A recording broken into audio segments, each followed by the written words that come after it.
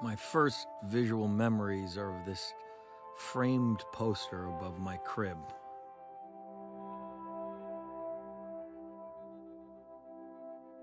I would stare at it every night before I went to bed.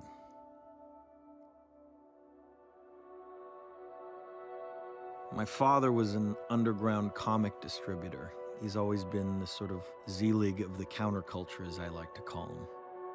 Having painted in Warhol's studio, being roomies with Lou Reed, he knew Art Crumb and all these great artists of his generation. I mean, I was brought up on all kinds of wacky visuals as a kid. So I would stare at this painting over and over. The Garden of Earthly Delights by Hieronymus Bosch. It was painted around 1500, and if you look at these panels long enough, they start to tell a story. In the first panel, you have Adam and Eve in the Garden of Eden, birds flying off in the distance, elephants and giraffe, and a lot of religious iconography. The second panel is where it starts to become more interesting. The deadly sins start to infuse their way into the painting. There's overpopulation, there's debauchery and excess. And the last panel, which is the most nightmarish one, especially from a young child's perspective, is this twisted, decayed, burnt landscape. A paradise that has been degraded and destroyed.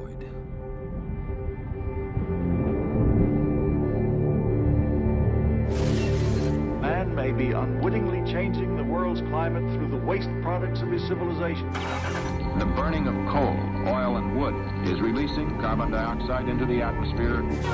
The greenhouse effect has been detected, and it is changing our climate now. Guess where the temperature goes? It goes up. Climate change is already in our backyard. It's official. 2012 was the hottest year in the United States. It's 2014. 2015. Warmest year around the warmest year on record. It is his activities which drove mankind out of the Garden of Eden.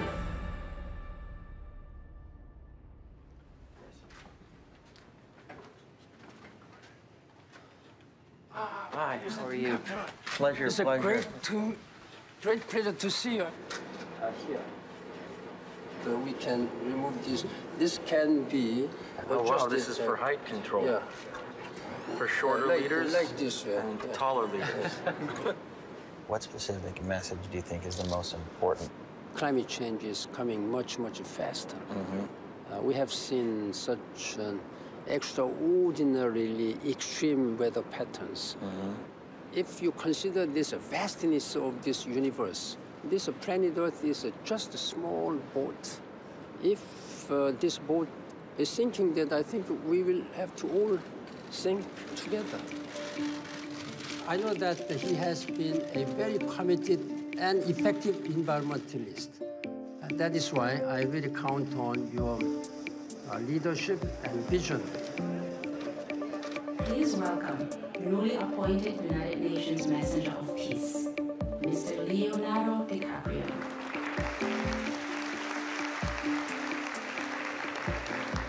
Thank you, Mr. Secretary General, Your Excellency. I feel incredibly honored that they chose me to be the United Nations Messenger of Peace on climate change. I stand before you not as an expert. I want to do everything I can to learn more about this issue, see for myself exactly what's going on and what can be done. But it all kind of seems beyond our control. As an actor, I pretend for a living. I play fictitious characters, often solving fictitious problems. I believe that mankind has looked at climate change in that same way. We keep getting inundated with catastrophic news about the environment every single day, and the problem seems to be getting worse and worse and worse. Try to have a conversation with anyone about climate change, people just tune out. If the UN really knew how I feel, how pessimistic I am about our future, I mean, to be honest, they may have picked the wrong guy. Hundreds of thousands took to the streets of New York today, demonstrating for action on climate change. Secretary General Ban Ki-moon called Leo a credible voice in the environmental movement, which is like calling Jeffrey Dahmer a credible voice for Stu. Leonardo DiCaprio has just naively bought into the entire global warming hoax. Who better to educate world leaders on made-up climate change and the crisis that doesn't exist than an actor from Hollywood with 0 years of scientific training?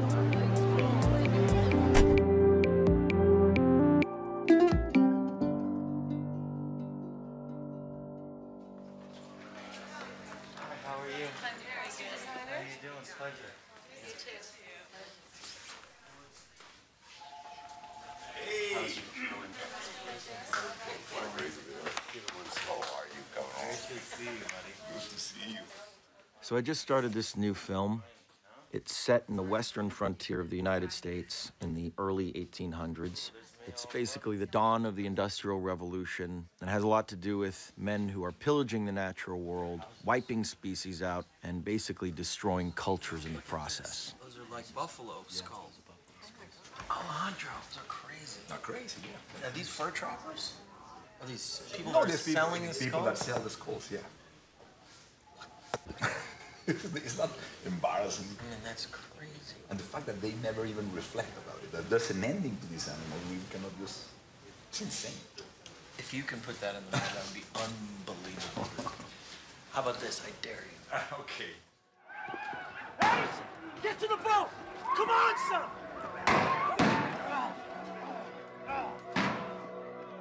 I didn't grow up around nature at all. I grew up near downtown Los Angeles. And my escape every weekend was the Natural History Museum. And from a very young age, I became fascinated with species that had become extinct. All these different animals, from the dodo to the passenger pigeon, which was the most plentiful bird on Earth, to the Tasmanian tiger, also known as the thylacine, to the great auk, the quagga, the moa. And I remember the anger that I felt reading all these stories about how explorers and settlers would just wipe out an entire species and in the process decimate the ecosystem forever.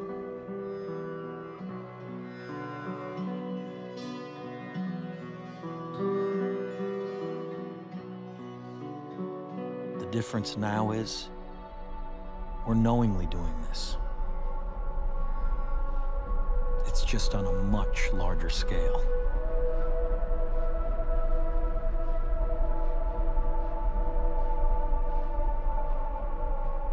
If we're going to fight climate change effectively, we have to start by acknowledging that most of our economy is based on fossil fuels. Fossil fuels are coal, oil, and natural gas. Oil powers most of the transportation sector. Coal and natural gas power most of the electricity. Now, in the first couple decades of the 21st century, in order to sustain our dependence on fossil fuels, we're going to very risky, very extreme new sources. You see this in things like mountaintop removal for coal, fracking for natural gas, offshore drilling for oil, and tar sands, which is the most devastating form of producing fossil fuels. They take away massive forests. The water in the streams and rivers is poisoned.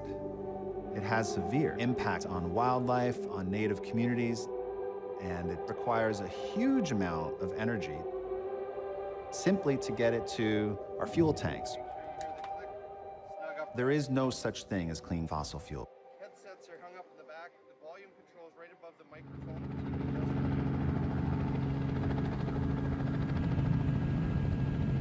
Who clear-cut all of this?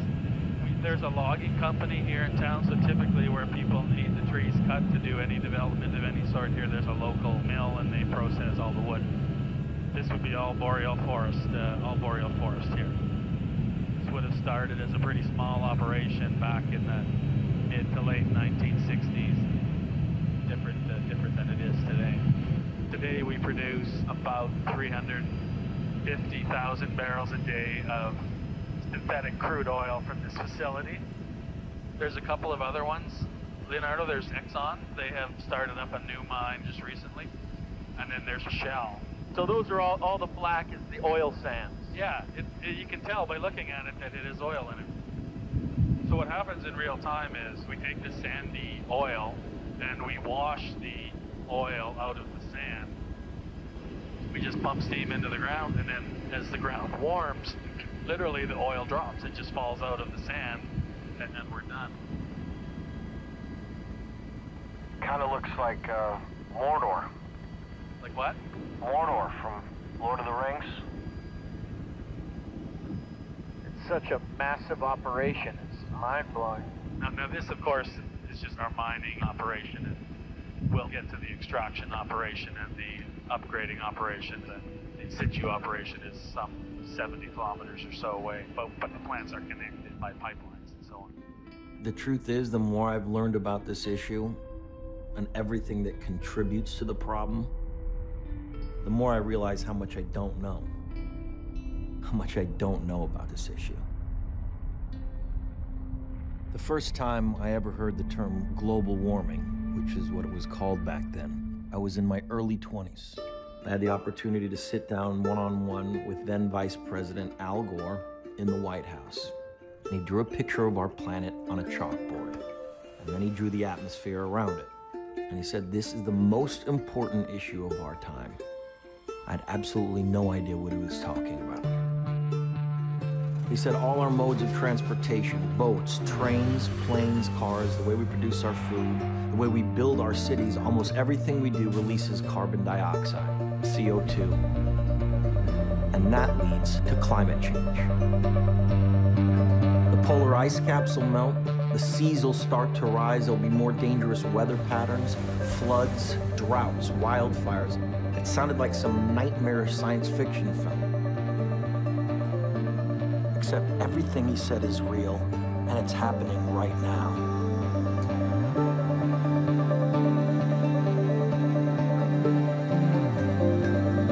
Wow. Wow, beautiful.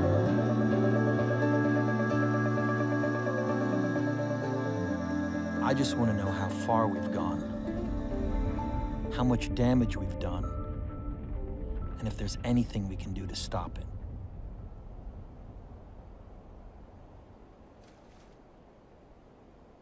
You all set, mate? So it's the 4th of July. We're here in the middle of the Arctic. Right now, we are standing on the ocean. We are basically walking on water. This is the northern tip of Baffin Island, one of the hundreds of islands in the high Canadian Arctic. We are way above the Arctic Circle, and if you put your hand in the water, you will not be able to stand it for more than 5 minutes. Except you, who are a badass. You hunt and fish here, right? Yeah. What do you fish and what do you hunt? In my territory, I hunt fish, seal. Now I hunt polar bear. Is this polar bear? Yep. Oh, well, there you go. Yep. And the ice here, yes. Since you've been around, has it been decreasing? We used to have solid ice, blue, not light blue like this, blue, hard ice. Now we usually have kind of ice cream type of ice. Mm-hmm. It's ice, but when it starts to melt, it melts pretty fast, much faster than before. 2040, you will be able to sail over the North Pole. There's going to be no sea ice left in the Arctic Ocean in the summer. We are burning so many fossil fuels that the ice is melting. The Arctic is like the air conditioning for the Northern Hemisphere. If it goes away, that's going to change currents, that's going to change weather patterns, that's going to make floods and droughts more catastrophic. It's the most dramatic transformation of a large environment ever. Look at this. They're right here. There are about 10,000 to 12,000 narwhals on this region. The numbers are stable here. In other regions are declining. Wow. That's awesome. And they are waiting for the ice to open up, to swim in so they can catch the flounder. I can't believe what they sound like. It's amazing. They're like purring. You know, I don't want to be in a planet without these animals.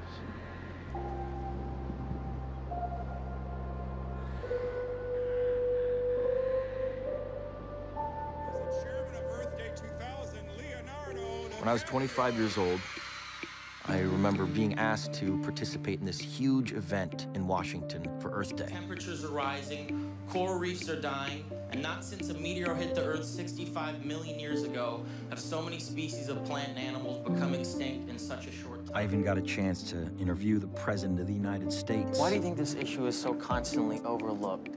I think it's because it takes a long time for the climate to change in a way that people feel it, and because it seems sort of abstract now. At the time, there was this huge push to get the word out on global warming. Now, a couple degrees difference in today's temperatures may not seem like an emergency. Back then, everyone was focused on small individual actions. We all have to, bring environmentalism to the American consciousness. We all have And it boiled down to simple solutions like changing your light bulb. It seemed like a positive thing at the time, you know? Changing your light bulb. But it's pretty clear that we're way beyond that point now. Things have taken a massive turn for the worse. We keep finding things that aren't in the climate models that are used to project the future. So that tells me that the projections for the future are really conservative. If climate stays at this temperature that it's been in the last decade, Greenland is going away. Don't walk into the crevasse. Oh my God! Don't get too close to the edge. Look at how violent that is. These rapids are going so incredibly fast. This meltwater is making its way to the sea.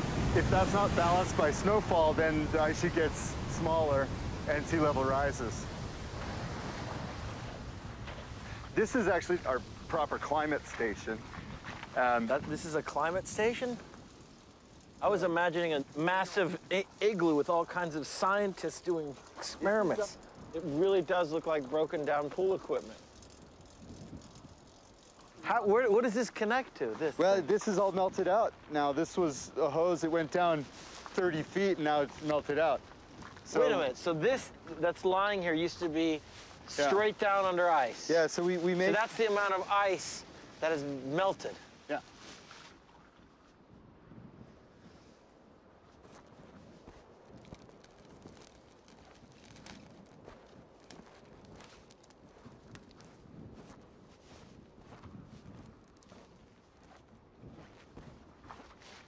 This is 5 years of melt. So this entire length is the thickness of ice that has melted throughout all of lower Greenland in the past 5 years. Right. That's hundreds of cubic kilometers of ice that's now no longer stored on land. It's gone into the sea over here.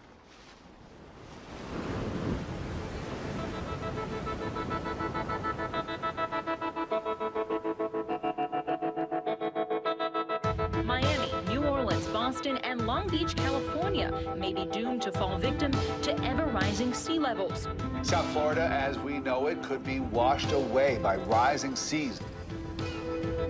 When you look at places that are the most susceptible to sea level rise, especially in the United States, Florida is the key one. And a lot of your campaign was based on giving people an understanding of what's at risk here. We don't have the liberty, the time to debate climate change. If you don't believe in it, I always say, bring your unconverted to us, and we'll make sure you agree that there is a major problem. We have this thing called sunny day flooding. Picture on a beautiful sunny day, all of a sudden you'd see water coming up on the street. As the sea level rises, the water's coming up, backflowing into our streets through our drains. If the city is underwater, there's no future. How do you combat that? Exactly what's going on as far as prevention is concerned? We started putting in pumps. Take a look at this. Oh, this is the pump. Yep. We're in the process of building all across the city. This street right here used to be fully underwater. During high tide, you may need a canoe. And now what we did is we raised this road, and you can see the difference. See how that area there kind of slopes down a little bit. So the main investment is in these systems right here, raising the roads and the electric pumps. Yeah, this is a $400 million project, citywide. And of course, we're paying for it by our city revenues. I had to raise tax revenue, which you can imagine is not a very popular thing to do as a politician. And this construction, is it going to make a difference Major and buy difference. you a significant amount of time? Absolutely. I would think about 40, 50 years. That's it? Yes.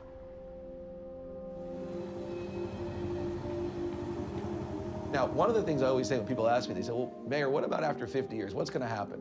What we have to do is come up with solutions. And unfortunately, we have a governor and we have a cabinet that doesn't believe that this is a major issue.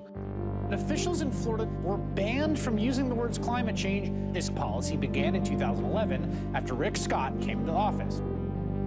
No one up there really wants to talk about climate change, especially our senator from Florida, Marco Rubio, who doesn't believe that we have climate change, is not interested in assisting our state. I would hope that he would have gone out and grabbed us federal funds over the last 3 years to help make our cities viable. I do not believe that human activity is causing these dramatic changes to our climate the way these scientists are portraying it. Why do you think there is such opposition about the science? I think it's politics. I think it has to do with lobbying and industry. And I always say one thing, Leo. I said, the ocean is not Republican and it's not Democrat. All it knows how to do is rise. Satellite data show for the last 17 years, there has been no significant recorded warming. It's supposed to be 70 degrees today. It's freezing here. Speaking of global warming, we need some global warming. It's freezing. There's about as robust a consensus about human-caused climate change as there is for any matter in science, be it the theory of gravity. 97% of climate scientists agree the globe is warming, our climate is changing. It's due to fossil fuel burning and other human activities. Unfortunately, we are fighting this massive disinformation campaign to confuse the public. If you look at the satellite data, we actually have had no significant warming since 1998. Actually, no warming. We've been cooling in recent years. If you actually believe that global warming is the biggest problem we face, you're the dumbest son of a bitch on the planet. So yeah, maybe you could just talk a little bit about your background, the studies that you've done. I was the classic science and math geek in high school, studied physics in graduate school a decade and a half ago. My co-authors and I started to look into climate change in the more distant past. We published a curve where there's this long-term cooling trend, and then all of a sudden, this abrupt warming that has no precedent as far back as you can go. And it got named the hockey stick because it looks like the blade of a hockey stick. And once we had published that graph, I had set myself up for a completely different life. And why is that? And what did they do specifically? I was vilified on the editorial pages of the Wall Street Journal, on Fox News, that I was a fraud. Other German scientists have called it statistical rubbish. He's been called a statistical charlatan. I was being attacked by congressmen. They threw spaghetti up on the wall, and wherever it stuck is what they put in the chart. I had death threats that were actionable enough that the FBI at one point had to come to my office to investigate an envelope that had been sent to me that had a white powder. I've had threats made against my family. These folks know they don't have to win legitimate scientific debate. They just need to divide the public. And all of that hatred and fear is, in fact, organized and funded by a few players. Fossil fuel interests, folks like the Koch brothers, finance a very large echo chamber of climate change denialism. The reality is a lot of climatologists believe that the science is not settled. Global warming is illusory. We're actually going through a period of global cooling. It's easier to believe in a benevolent God, the baby Jesus, than it is in some kind of theory about global warming. Websites and news outlets and think tanks They find people with fairly impressive credentials who are willing to sell those credentials to fossil fuel interests. Dr. Fred Singer, president of the Science and Environmental Policy Project. The weather balloons around the world show no warming of the atmosphere in the last 25 years. You have all of these organizations with lofty-sounding names like Americans for Prosperity or the Heartland Institute. These are front groups that are funded by corporate interests. Americans for Prosperity is really just a front group for the Koch brothers. That's an organization founded by David and Charles Koch. And good morning to you, Tim. Welcome here. What are you going to get for your money? We hope to see policies change. Koch Industries is one of the largest privately held fossil fuel interests in the world, and they're doing everything they can to protect that wealth. Would you give up all that industrialization? Would you give up all the productivity it has brought us, all the lives it has saved over the last 100 years so that the temperature wouldn't rise 0.5% or 1%? They've lobbied Congress. We keep hearing 2014 has been the warmest year on record. So here, Mr. President, catch this. James Inhofe is probably the most prominent congressional climate change denier. Global warming is the greatest hoax ever perpetrated on the American people. He's the chair of the Senate Environment Committee. There are some people who are so arrogant to think that they are so powerful they can change climate. Man can't change climate. It might not be surprising to learn that James Inhofe is one of the largest recipients of fossil fuel money in the U.S. Senate. Fossil fuel interests have bought our House of Representatives and Senate Environment Committee. We can't get a climate bill passed through our Congress because it's controlled by fossil fuel-funded climate change deniers who are blocking any bills that would attempt to deal with this problem. How they're able to discredit scientists who have devoted their life to this issue is kind of mind-boggling to me. Sometimes it makes me want to take a drink. I would do, if I was a scientist, I would be absolutely pissed every single day of my life. These people are, engaged in an effort to lead us astray in the name of short-term, fossil fuel profits, so that we end up leaving behind a degraded planet. What could be more immoral than that?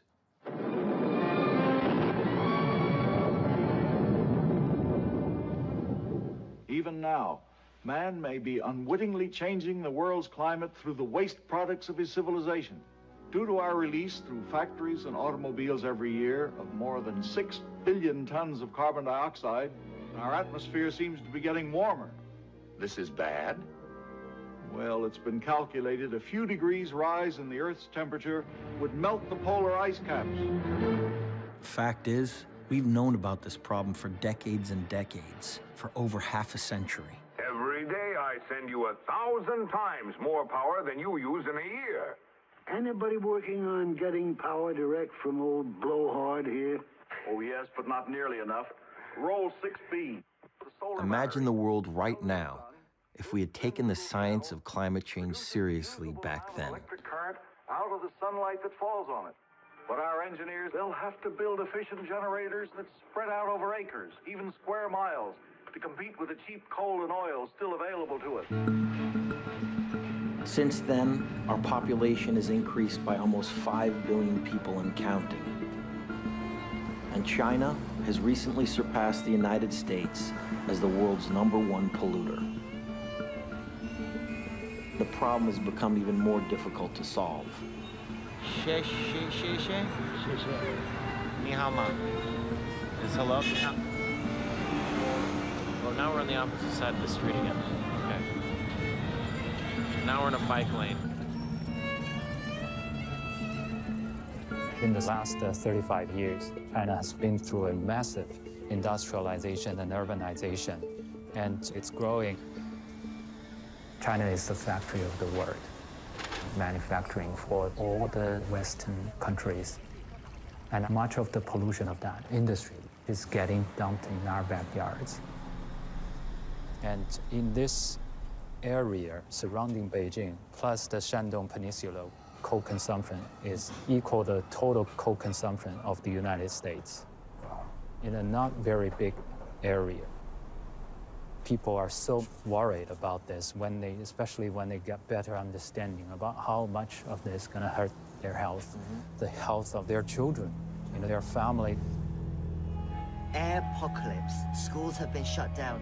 The toxicity has reached that worst level. 你说我们在外头待，在外头跑，呼吸这样的空气，我觉得早晚就得癌症。戴上这个口罩，因为觉得空气可能对呼吸嗓子不太舒服，到外面去就是。In China, people have concerns about climate change, but first and foremost, because their everyday life is affected.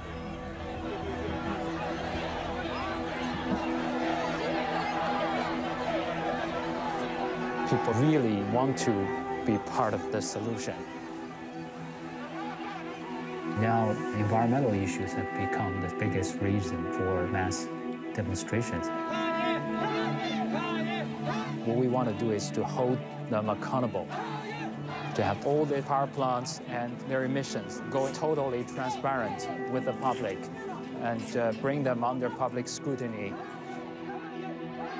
So with that in mind, I've started a national pollution map database. So this is all the major factories in China, nearly 9,000 of them. Those who are in red are not in compliance with the standards. Every hour, they need to give people their monitoring data. People can check this on their cell phone and push for polluting factories to address their violations. It's absolutely brilliant. You don't allow these companies to operate in the dark. And the media is very helpful. Chinese media talks about climate change on a regular basis. On a constant basis. You give people the data, you empower the people. And this popular support have motivated China's policy of green growth. The government changed its plan for renewable energy. Is there a giant push towards solar and wind here? Is that the next step? China's got some of the biggest wind and solar companies in the world now. Even though China has some of the largest challenges, like huge population, China's going to prioritize wind and solar rather than coal. But if China can do it, then I think the rest of the world can.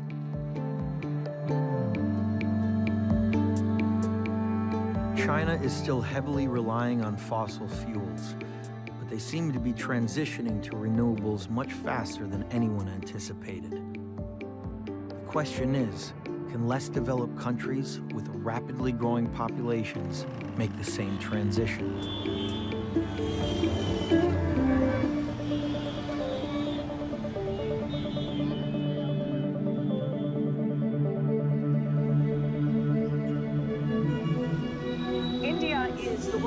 Third largest emitter, yet the country is struggling with massive power shortages and rolling blackouts. India has consistently said that its biggest priority is development and bringing people out of poverty.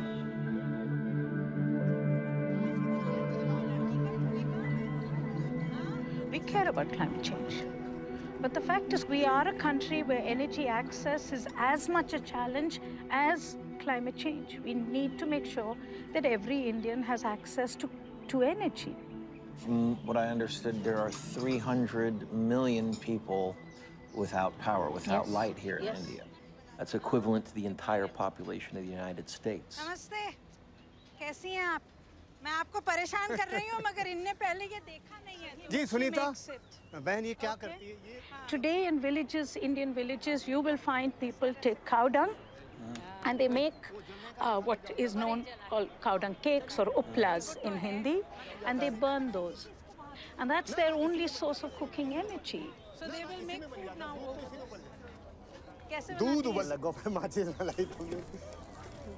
About 30% households in India are yet to have access to electricity. If you want to provide electricity to everybody, we have to ensure that our electricity is affordable. India has a vast reservoir of coal. We are probably the third or fourth largest reservoir of coal in the world.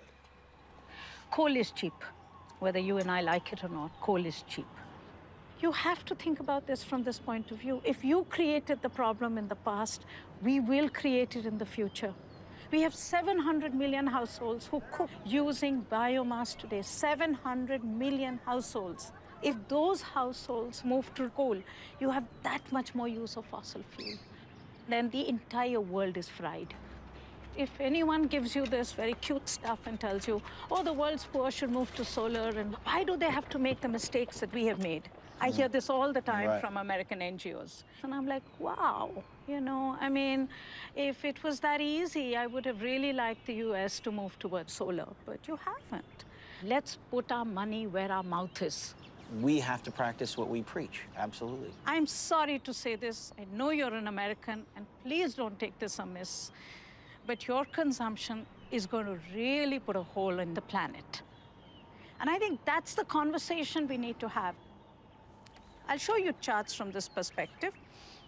Electricity consumed by one American at home is equivalent to 1.5 citizen of France, 2.2 citizen of Japan, and 10 citizen of China, 34 of India, 61 of Nigeria. Why? Because you're building bigger, you're building more, and using much more than before. The fact is that we need to put the issue of lifestyle and consumption at the center of climate negotiations. Look, there's no way I don't agree with you. How can you argue that? You're absolutely correct. And I think, yes, it's a very difficult argument to present to Americans that we need to change the lifestyle. And I would also argue that it's probably not going to happen. So we are dependent, if we want to solve the climate crisis, on the fact that hopefully renewables like solar and wind will become cheaper and cheaper and cheaper. The more money we funnel into them, the more we invest into them, and ultimately it will solve that problem. But you're shaking your head, obviously. I'm shaking my head Indian style, which means no. Right. Who will invest? Leo, let's be real about this. Who will invest and how will you invest in it? We are doing more investment in solar today. China is doing much more investment in solar today than the US is. What is the US doing which the rest of the world can learn from? You're a fossil-addicted country, but if you are seriously disengaging, it's something for us to learn from. And it'll be leadership that we can all hold up to our government and say, listen, if the US can do it, and the US is doing it, in spite of all their pressures, we can do it as well. The sad part of it is, it's just not happening. And people like me, we are rich enough to withstand the first hit of climate change. But it's the poor of India, it's the poor of Africa, it's the poor of Bangladesh who are impacted today by what I believe is the first signs of climate change.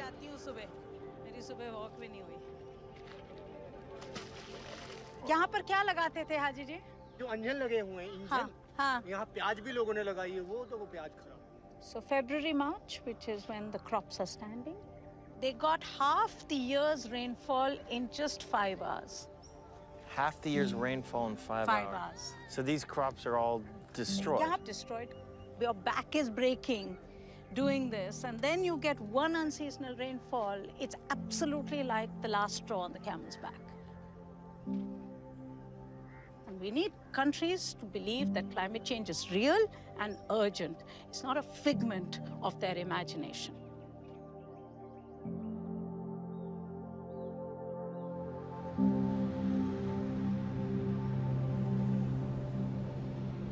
The U.S. has been the biggest emitter of greenhouse gases in history, and there's no doubt that we've all benefited from fossil fuels. I know I have. My footprint is probably a lot bigger than most people's. And there are times when I question, what is the right thing to do? What actions should we be taking? There are over 1 billion people out there without electricity, and they want lights, they want heat, they want the lifestyle that we've had in the United States for the last 100 years. If we're gonna solve this problem, we all have a responsibility to set an example. And more than that, help the developing world transition before it's too late.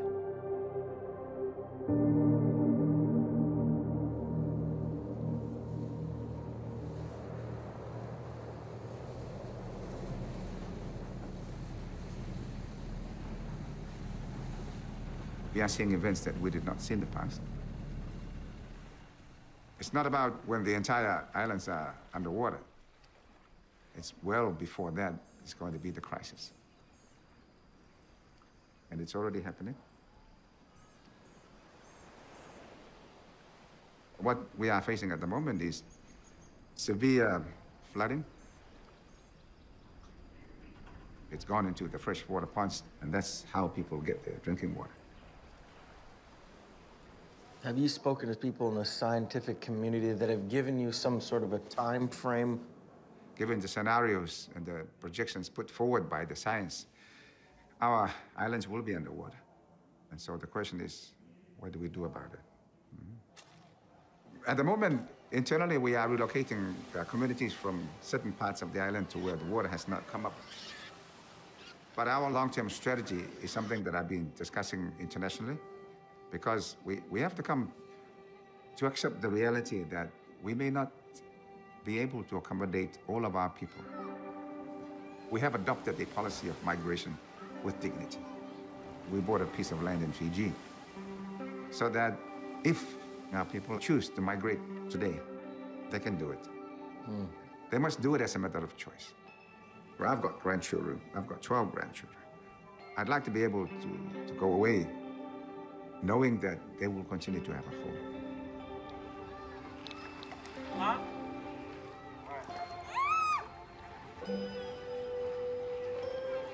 Islands in the Pacific, we're paradise in peril.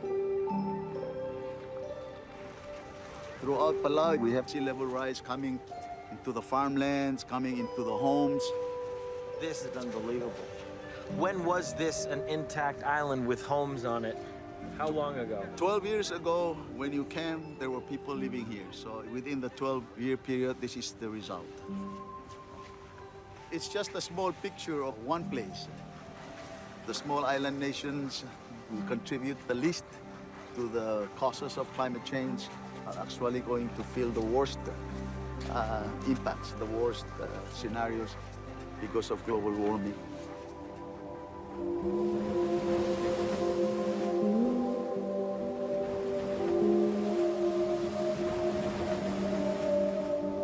What we've done to the rest of the world is just, it's criminal. It's not just sea level rise.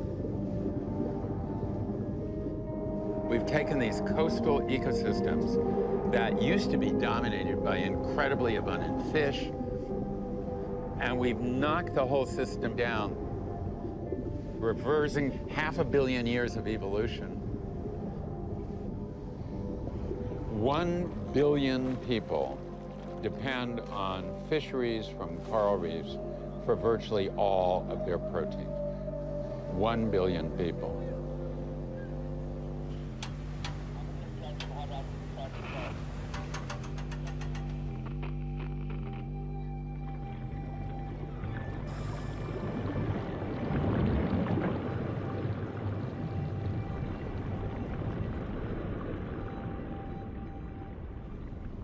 Here we are, we're on what was a pretty healthy coral reef. What's missing?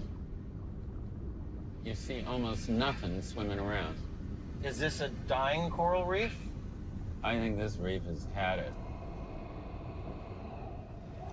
We're pushing this system really hard, and that is a serious enemy to the health of corals and their ability to grow.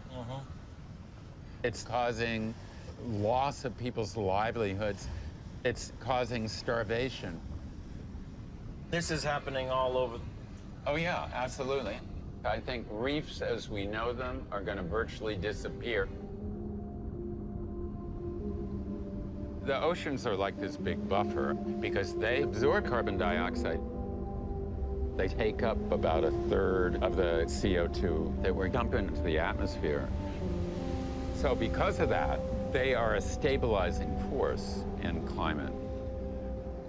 The problem is the ocean can't do its job fast enough with this absurd rate of carbon dioxide emissions. You know, life isn't going to disappear in the ocean. There will always be life in the ocean. but it's not going to be necessarily the kind of life we want. We could go back to 3 billion years ago and have just a whole lot of slime.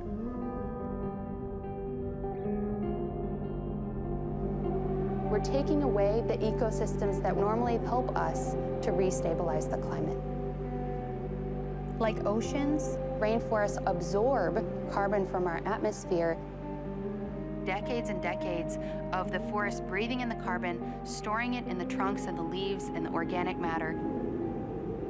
So those carbon emissions are being held safe for us.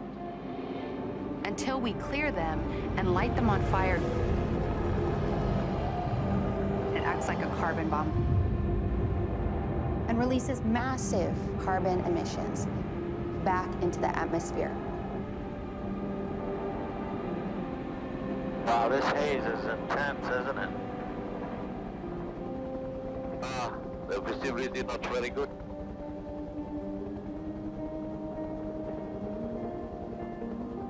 You can't see anything here. This is scary. This isn't natural, this is all fire. This is not natural at all. But I've never seen anything like this. Welcome to Sumatra. There are 3 big tropical rainforest areas left in the world: the Amazon in South America, the Congo Basin in Africa, and the Southeast Asian rainforest, which spans Indonesia. In Indonesia, we're seeing fires being intentionally set in order to create palm oil plantations, which grow the cheapest vegetable oil in the world. It's in cooking oils and processed foods, in your cosmetics, in your detergents. This really cheap commodity is making companies tremendous profits.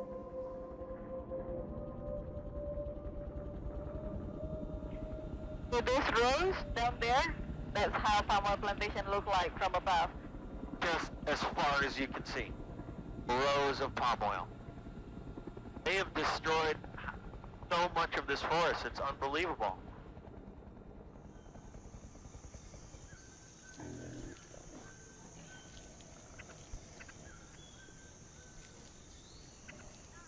We're standing in the last place on Earth they still have elephant, rhino, orangutan, and tiger together in the wild.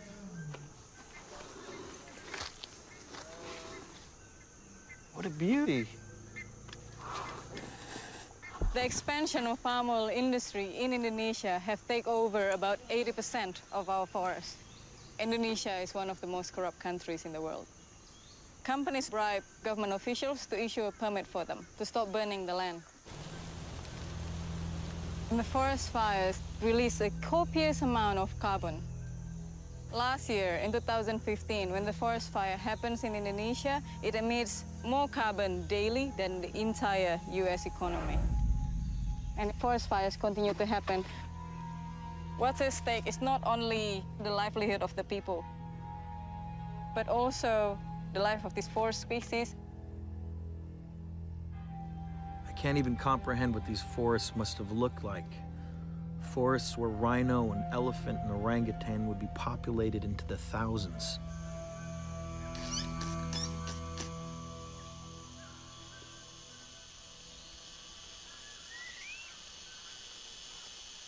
These guys are a byproduct of the forest loss because of the palm oil industry. You know, they're effectively refugees from forests that no longer exist. Wow, that's a good grip. Yeah, strong. Here, I'm gonna get you some fruit. Don't be scared. The carrot or the fruit? Definitely the fruit. That's what you guys are after, huh? There you go. Do you like carrots or not so much? Oh my God. They're amazing. Oh.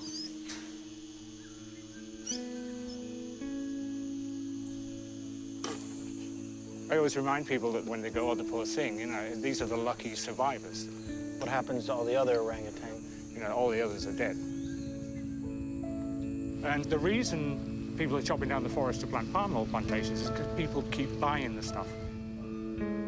People have to realize that what they do in their supermarket, the decisions they make in their daily lives, are affecting places like the Lotha ecosystem.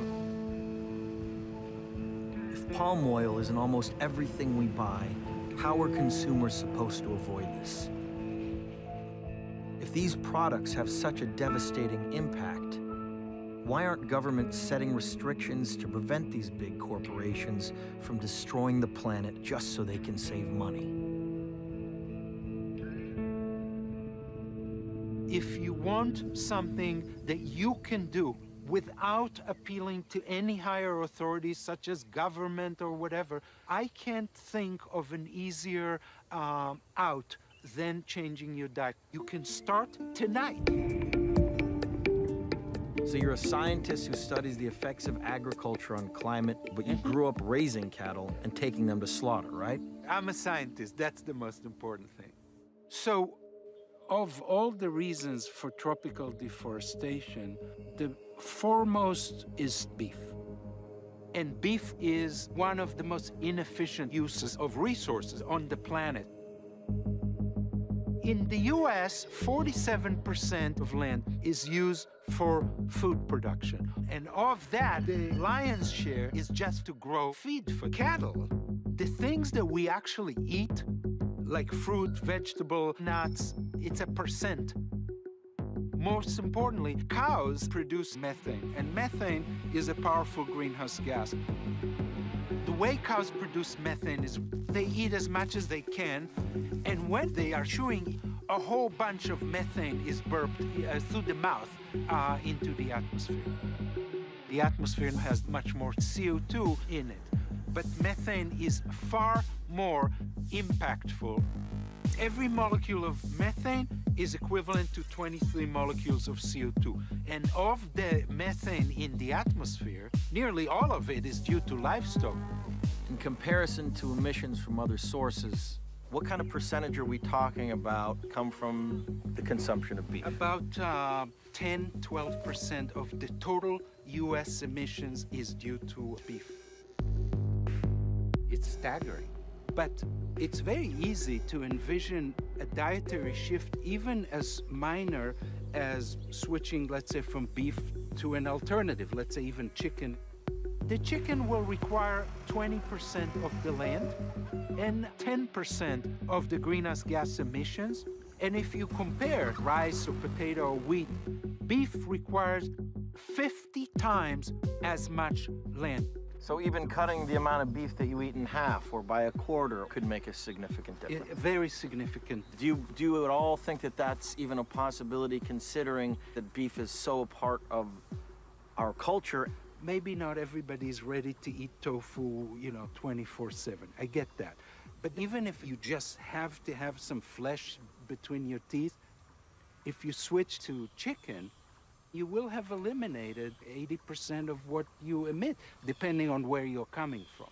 Let's face it, it's fairly easy to switch your diet from one choice to another.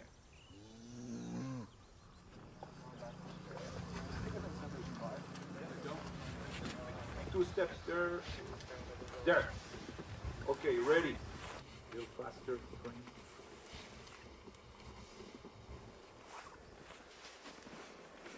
While working on The Revenant, which is about man's struggle with the elements, we shot on location in the Canadian snowbelt. The irony was, we were hit with record temperatures that completely melted our set. The other concern would be flooding or getting the road washed out.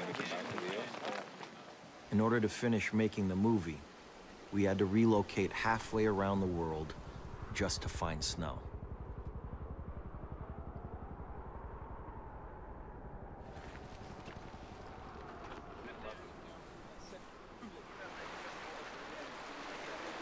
The fact that we have to come 200 people in the middle of the summer to the winter in the south in Ushuaia, 9,000 miles from where we're supposed to be shooting this 3 months ago, chasing ice because it's melting. It was a very, very warm winter. We came down to the southern tip of our continents besides the South Pole to film this, because this is where the last snow is left. I think that my point of view, I was saying to my son, I said, it's funny that it's very sad, but probably for your kids To see snow will be a super eccentric adventure. So Right. few people will be able to see snow in the future.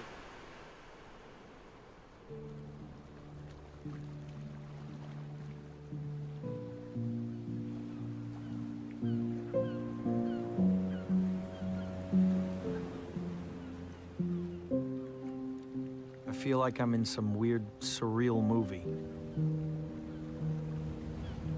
I honestly look around and I think, when I have children, everything that we now take for granted, our planet and all its biodiversity and beauty, everything in the future is going to be different.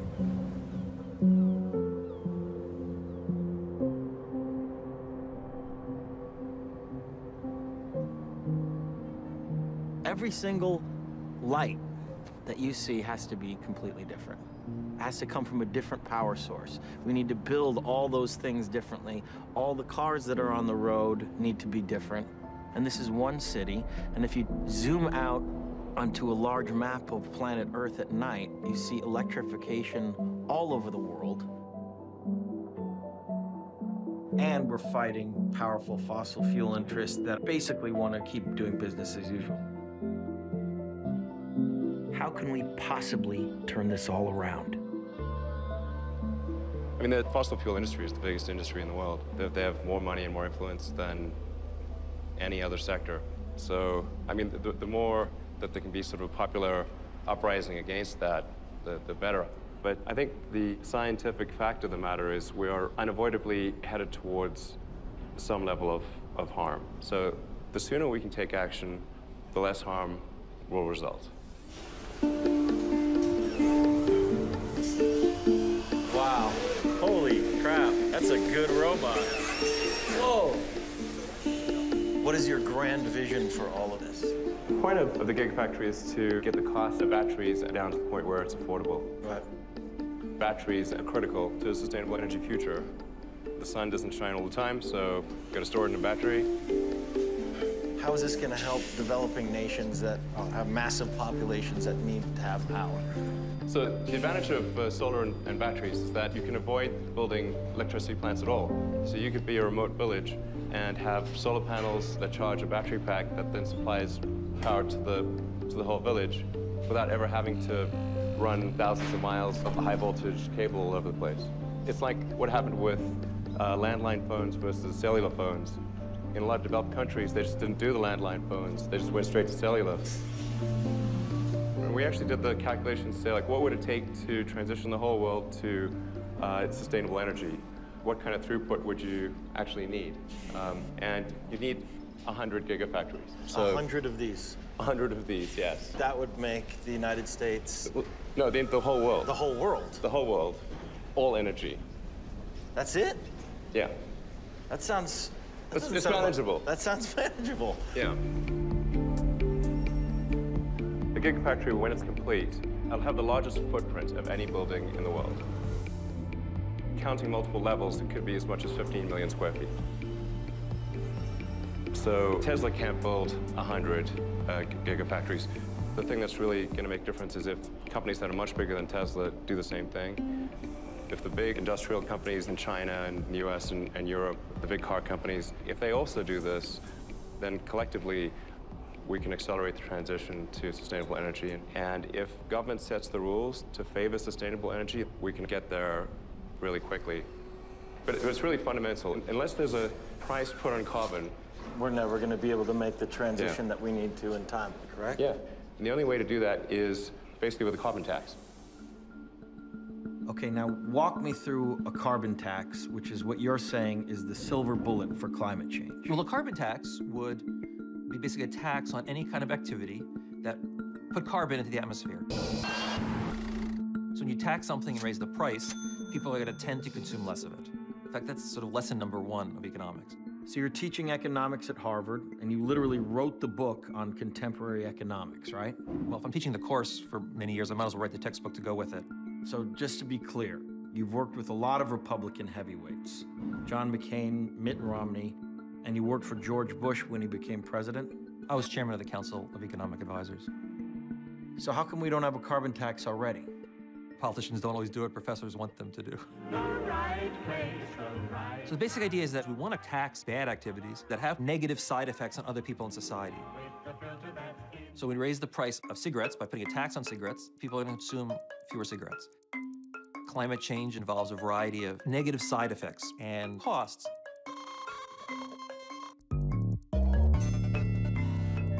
A carbon tax forces people to take account of those costs. I think trying to appeal to people's social responsibility is really very, very hard because people have complicated lives and they have lots of things to worry about. They don't want to have to think about climate change every time they do every decision. They can't. And every time you turn on your car, are you supposed to think, uh-oh, what am I doing to the climate? What a carbon tax does is it nudges them in the direction of doing the right thing. So let me get this straight. You're a Republican who wants more taxes. Well, one of the important things to keep in mind is that if you have a carbon tax, you can turn around and cut other taxes in response. For example, payroll taxes. This is a tax shift rather than a tax increase. So is it possible to ever pass a carbon tax now, given the current political situation? I mean, half the people in office still don't believe in climate change. Yes, we can. During the campaign, President Obama didn't want to say the word carbon tax because it polled terribly. If we want to change the president's view of carbon taxes, we need to change the public's view of carbon taxes. Think of gay marriage. Remember, Barack Obama ran against gay marriage. I am not a supporter of gay marriage. When did he switch? When the polls started switching. I think same-sex couples should be able to get married. Politicians, whether we call them our elected leaders, are really our elected followers. They do what the people want them to do. We need to preach to the American people. And once the American people are convinced, the politicians will fall in line very quickly. President Obama and representatives from nearly 200 other countries are trying to reach an agreement to keep global warming in check. In December, the world will come together at the UN Climate Conference in Paris, and we will see whether or not we can muster the collective political will to reach an ambitious, comprehensive agreement.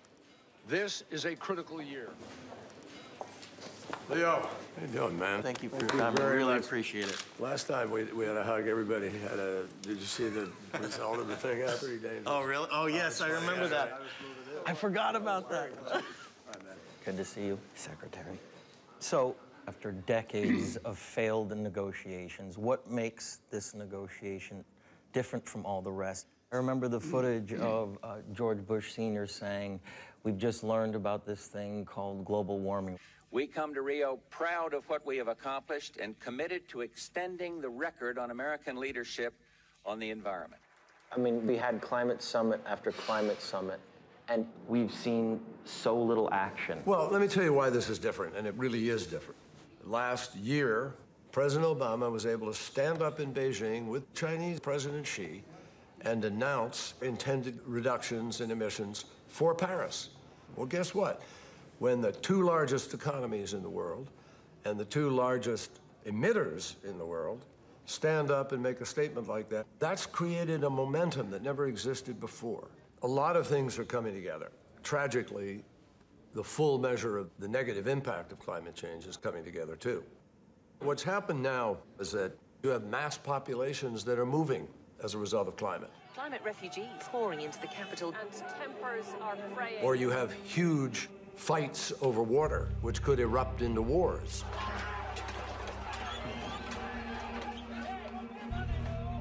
And any extremist philosophy could appeal to people if they have nowhere to live, no way to live, and that's when people are vulnerable. If anybody thinks I'm kidding you about that, it's happening today. And the greatest fear about all of this is leaving this planet in better shape than we were given it, and that's not what we're doing today.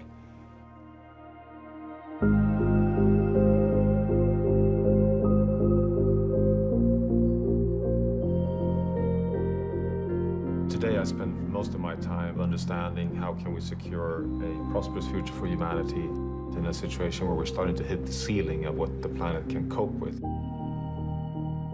And I have the privilege of chairing something called the Earth League, which is a network of leading Earth system scientists.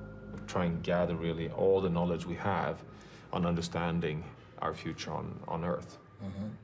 We are on average moving towards 4 degrees warming this century, and we haven't been in a 4-degree warmer world for the past 4 million years.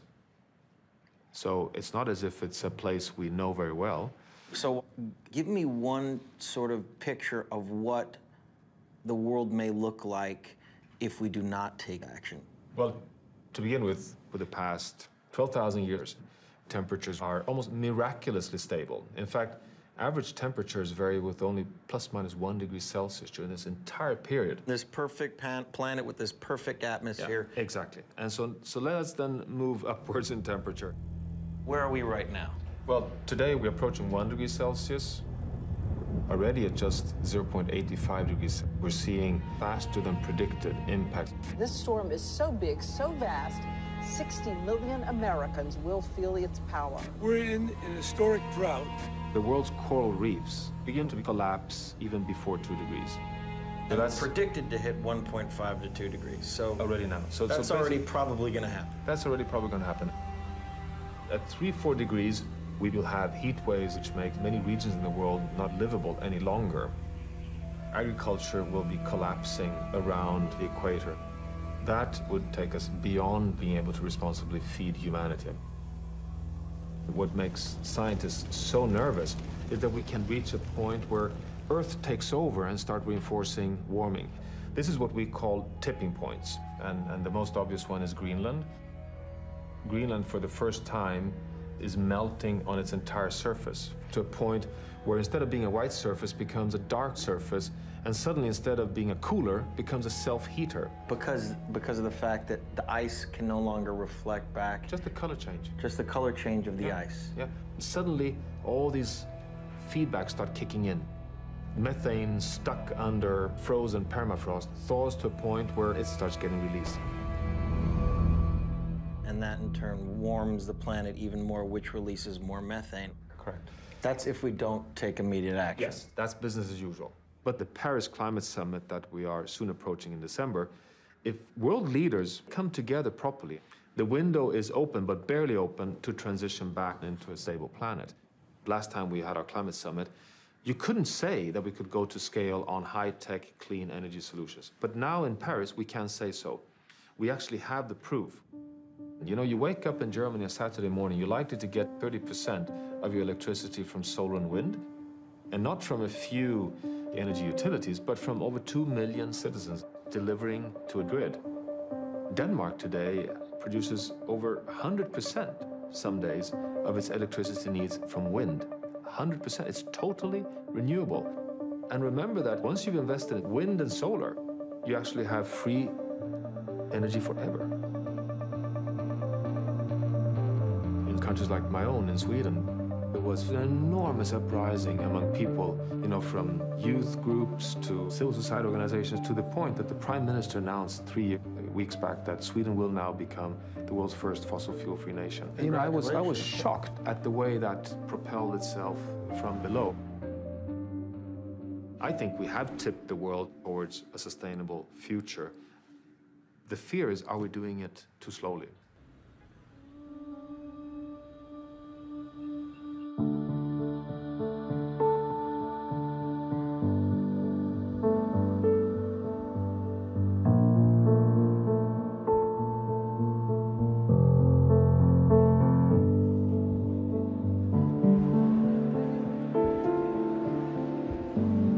Ladies and gentlemen, you are here today to write the script for a new future. The fate of our planet is in your hands. Yakoyangan Olive. I am a small island girl with big dreams from the island of Majuro in the Marshall Islands. Back when I was 6 or 7, my grandpa told me about how the ice in the North Pole and South Pole will melt away, and as they melt, the water will rise and soon flood our islands. This agreement is for those of us whose identity, whose culture, whose ancestors, whose whole being is bound to their lands. This agreement will help the world prepare for the impacts of climate change that are already here, and also for those we know are now headed our way inevitably. Nearly a quarter of a century of global climate talks have come to this pivotal moment in Paris. 195 countries saying they'll do everything in their power to change. Je vois que la réaction est positive, je n'entends pas d'objection. L'accord de Paris pour le climat est accepté.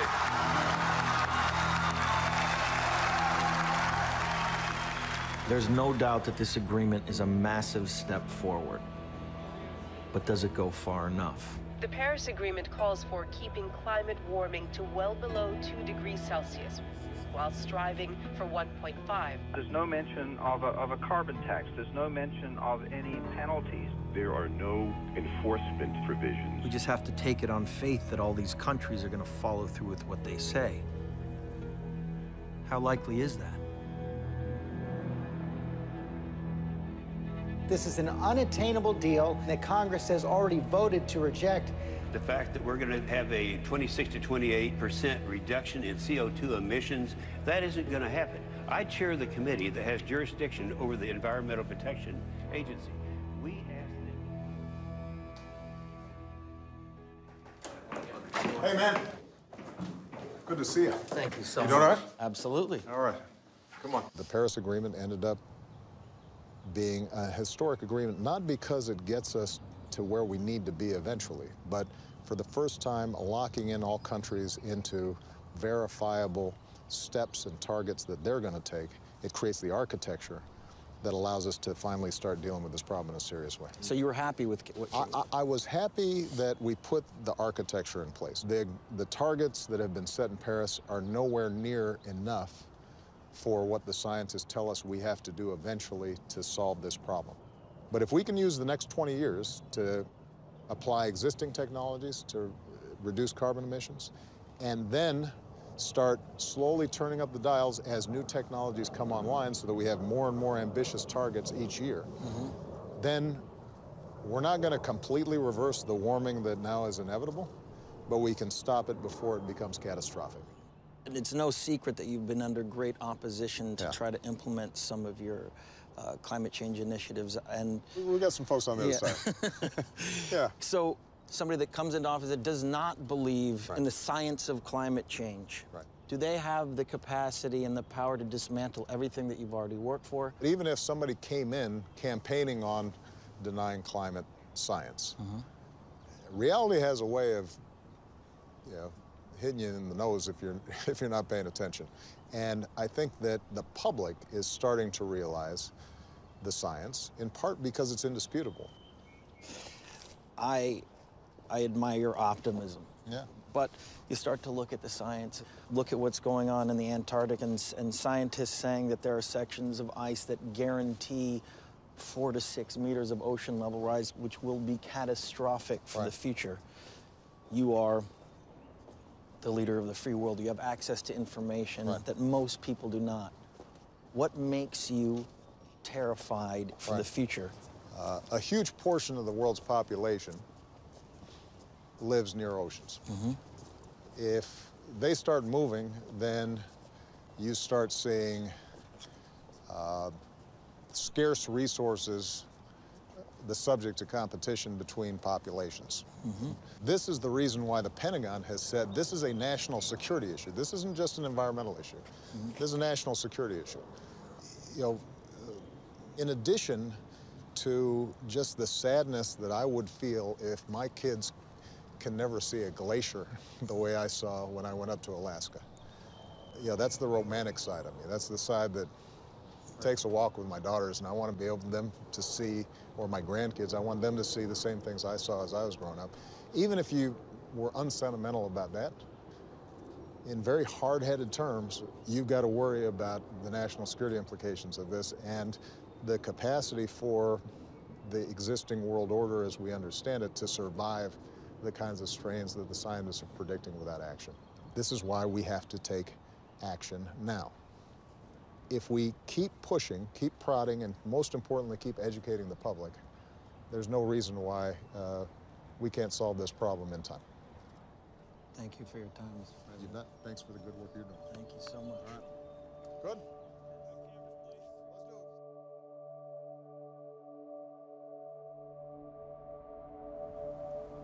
Good. I realized that as a science community, we have not done the best job, frankly, of communicating this threat to the public. But when you go up there and see it with your own eye, how thin the world's atmosphere is,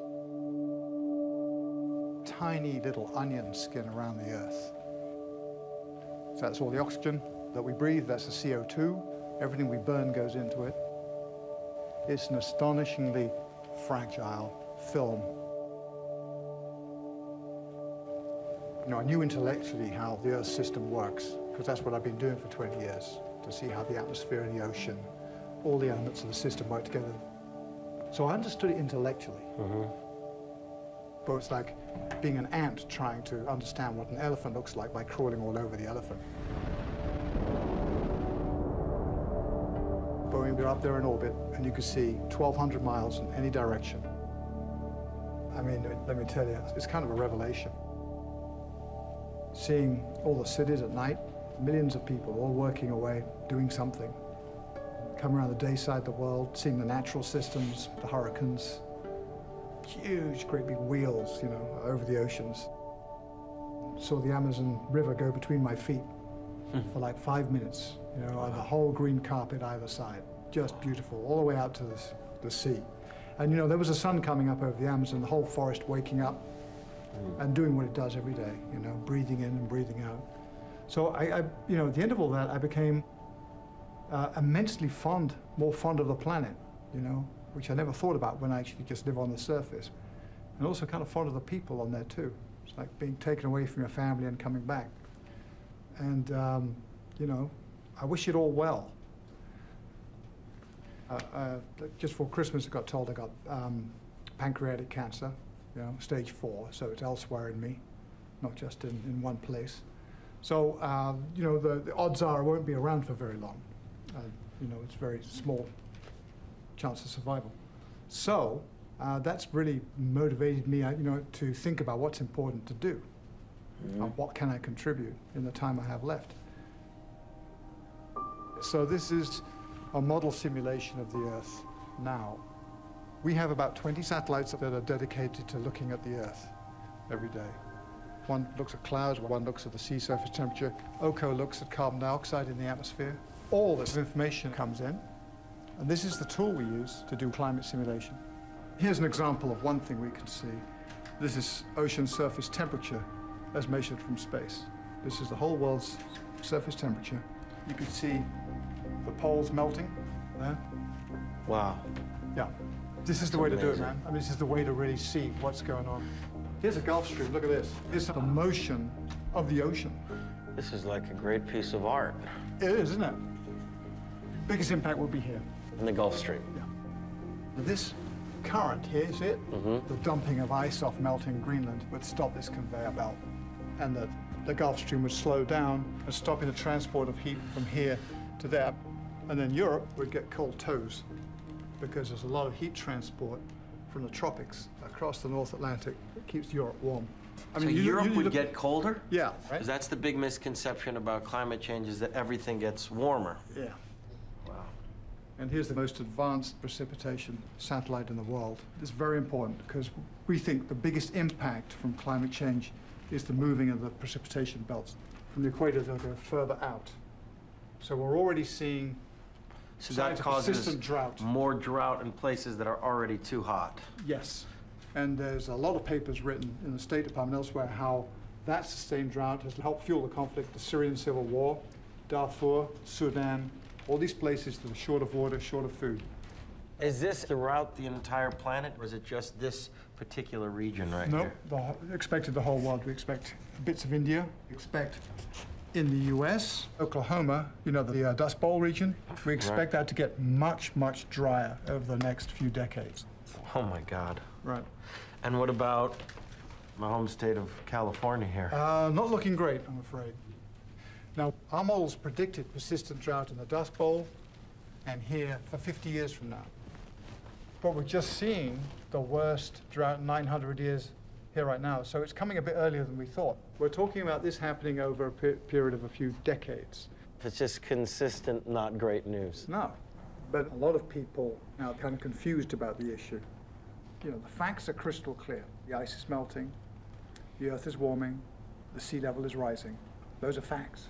Rather than feeling, oh my God, it's hopeless, say, okay, this is the problem. Let's be realistic. Let's find a way out of it. And there are ways out of it. You know, if we stopped burning fossil fuel right now, the planet would still keep warming for a little while before cooling off again. So you're saying that if we do the right thing, right, we're going to heat up, or we're going to it'll tail off, and then it'll start cooling again. Would that Arctic ice sheet start to then increase again? Once the cooling started, yeah. So there really is a possibility to repair this trajectory that we're on. Interesting. Yeah. So there's hope. You seem to have an incredibly positive attitude. Just about everything, though. It's amazing. Yeah, I do. I'm basically optimistic kind of person. I have faith in people. I really do have faith in people. And I think that once people come out of the fog of confusion on an issue or uncertainty about an issue and realistically appreciate it at some level, the threat, and they're informed of what the best action is to deal with it, they got on and did it. And what seemed like almost impossible to deal with, you know, became possible.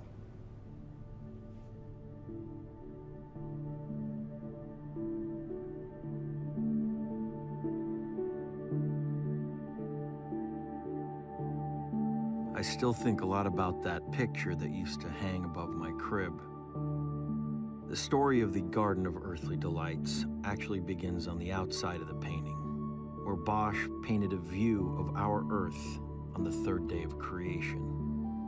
It's almost as if he wanted to show the fragility of our planet by depicting the Earth and its atmosphere enclosed in glass. Questa nostra casa si sta rovinando e ciò danneggia tutti. Pope Francis has officially released his encyclical on the environment. The document is both a call for immediate action to stop global warming and a cry for justice for the poor. Our common home has fallen into serious disrepair. Hope would have us recognize that there is always a way out, that we can always redirect our steps, that we can always do something to solve our problems. Still, we can see signs that things are now reaching a breaking point. This is a direct message from the Pope. It's a huge deal. Grazie per dedicarmi questa udienza privata. One of the most important spiritual leaders on the planet. DiCaprio. He has now called upon the world community to accept the modern science of climate change. A pope has never done anything like this in history.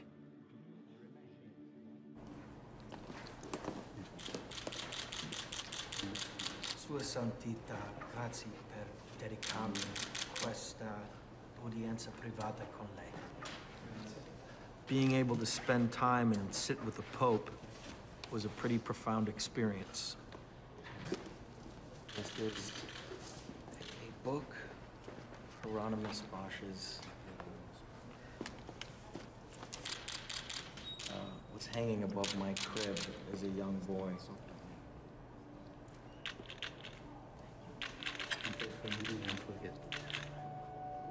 There was definitely an urgency in his voice. He said that as far as the Paris conference is concerned, he felt it was a step in the right direction, but certainly not enough. He feels we all need to keep speaking out about this issue as loud as we can, and that we must immediately take action. But more than anything, he said to pray for the human race.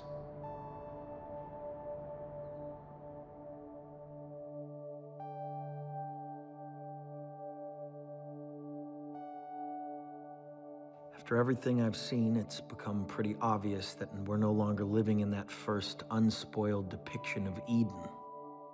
We're in that second panel, what Bosch called humankind before the flood.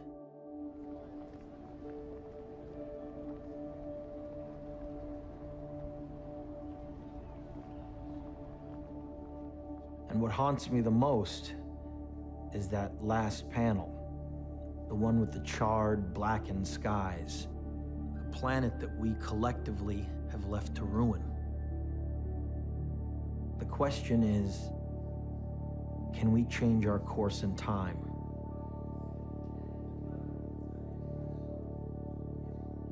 Now, if this was a movie, we could write the ending of this script and we could figure a way out of this mess.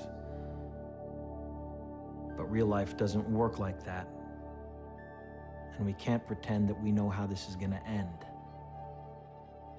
The only thing that we can do is control what we do next, how we live our lives, what we consume, how we get involved, and how we use our vote to tell our leaders that we know the truth about climate change.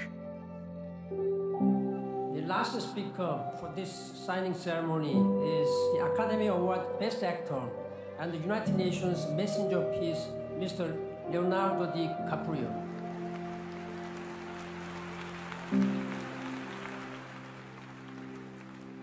Thank you, Mr. Secretary General, for the honor to address this body. And thanks to the distinguished climate leaders assembled here today who are ready to take action. As a UN messenger of peace, I've traveled all over the world for the last 2 years. I've seen cities like Beijing choked by industrial pollution, ancient boreal forests in Canada that have been clear-cut, and rainforests in Indonesia that have been incinerated. In India, I met farmers whose crops have been literally washed away. In America, I've witnessed sea level rise flooding the streets of Miami. In Greenland and in the Arctic, I was astonished to see that ancient glaciers are rapidly disappearing, well ahead of scientific predictions. All that I have seen and learned on my journey has absolutely terrified me. Now think about the shame that each of us will carry when our children and grandchildren look back and realize that we had the means of stopping this devastation, but simply lacked the political will to do so. Yes, we have achieved the Paris Agreement. More countries have come together here to sign this agreement today than for any other cause in the history of humankind, and that is reason for hope. But unfortunately, the evidence shows us that it will not be enough. A massive change is required right now, one that leads to a new collective consciousness, a new collective evolution of the human race, inspired and enabled by a sense of urgency from all of you. We can congratulate each other today, but it will mean absolutely nothing if you return to your countries and fail to push beyond the promises of this historic agreement. After 21 years of debates and conferences, it is time to declare no more talk, no more excuses, no more 10-year studies, no more allowing the fossil fuel companies to manipulate and dictate the science and policies that affect our future. The world is now watching. You will either be lauded by future generations or vilified by them. You are the last best hope of Earth. We ask you to protect it, or we and all living things we cherish are history.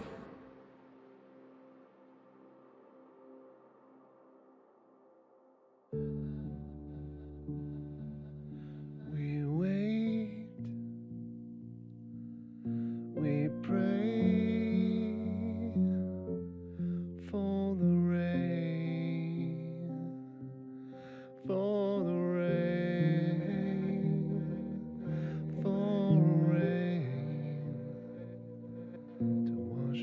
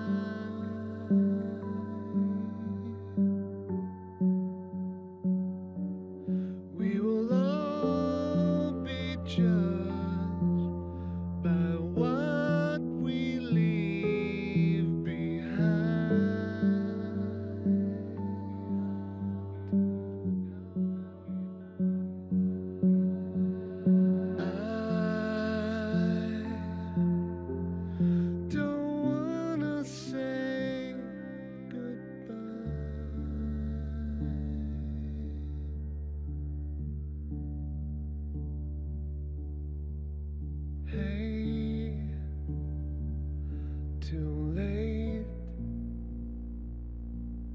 to look you in the eye, in your eye, in your eye, realize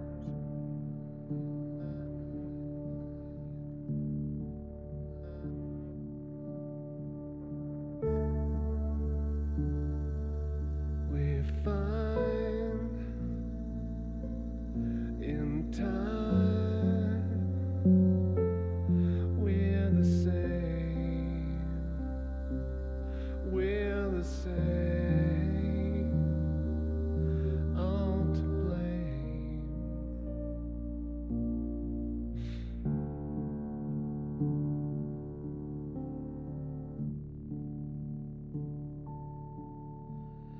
I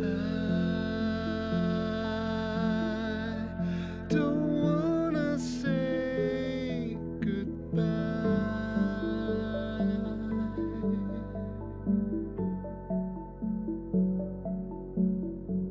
Stars falling from the sky.